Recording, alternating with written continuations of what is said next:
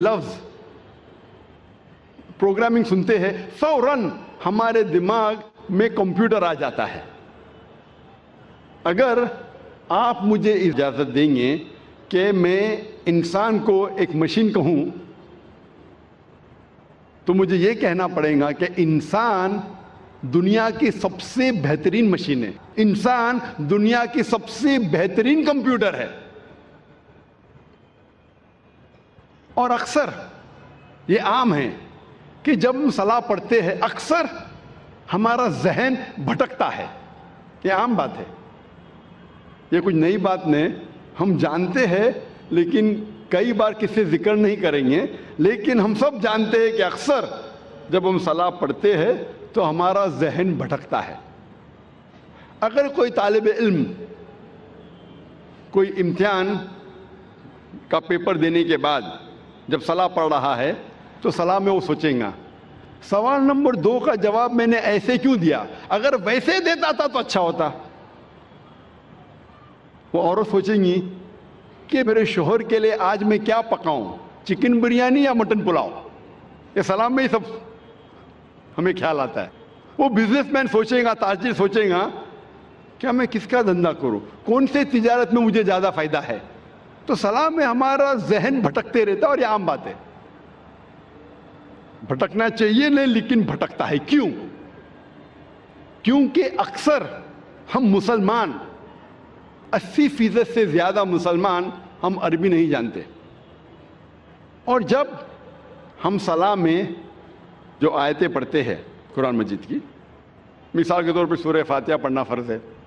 हम जब सूरह फातिहा पढ़ते हैं हमें सूरह फातिहा इतने अच्छी तरीके से याद है कि अगर नींद में से हमें कोई उठाएगा 2 बजे रात को और कहेगा सूरह फातिहा पढ़ो, तो हम 100 मील की रफ्तार पे पढ़ सकेंगे। क्योंकि हमें सूरह फातिहा बहुत अच्छी तरीके से याद है।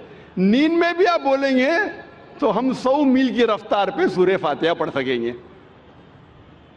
और हमारा जहन जो अल्लाह सुब्हाना ताला ने हमें दिया है, the brain Allah has given us, वो इतना पावरफुल है कि ये सूरह फातिहा हमारे जहन का एकदम छोटा सा हिस्सा इस्तेमाल होता है।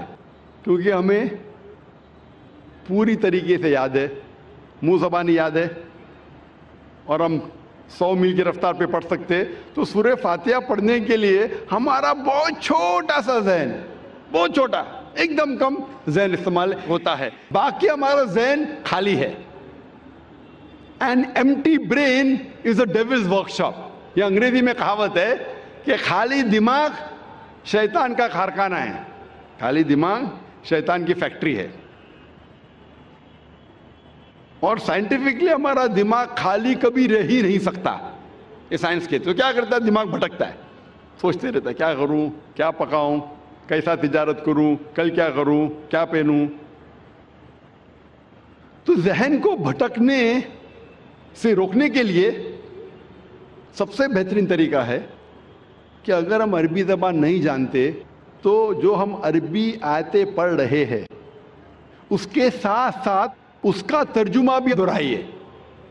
जहन में अरबी आयतों के साथ जहन के पीछे at the back of your mind हम इसकी मानी भी दोहराए। अगर आपको उर्दू में महारत है तो उर्दू में दोहराइए, अंग्रेजी में महारत है तो अंग्रेजी में दोहराइए, हिंदी में महारत है तो हिंदी में दोहराइए, मराठी में महारत है तो मराठी में दोहराइए। लेकिन जो ज़बान में आपको महारत है उस ज़बान में इन आयतों का तर्जुमा अपने जहन के पीछे दोहराइए। तो अगर हम तर्जुमा याद करेंगे जो हम आयतें पढ़ रहे हैं, और जैसे मैंने फरमाया कि सूरह फातिहा पढ़ना फ़र्ज़ है और हम सलाम में पढ़ते अल्हम्दुलिल्लाहि रब्बिल आलमीन, सारी तारीफ़ें अल्लाह की है जो रब है सारे आलमीन का। अर्रहमान अर्रहीम, जो रहमान और रहीम है। मालिक यौमुद्दीन, जो मालिक है क़यामत के दिन का। इय्याका नअबुदु व इय्याका नस्तईन, हम तेरी इबादत करते हैं और तुझी से मांगते हैं। इहदिना सिरातल मुस्तकीम, हमें सीधा रास्ता दिखा। सिरातल लज़ीना अनअमता अलैहिम غیر المغضوب علیہم ولا الضالین، وہ راستہ جن لوگوں پہ تو نے انعام فرمایا اور جو بھٹکے ہوئے نہیں ہیں۔ تو جب ہم سورہ فاتحہ پڑھ رہے ہیں اس کے ساتھ ساتھ اگر ترجمہ دہرائیں گے تو انشاءاللہ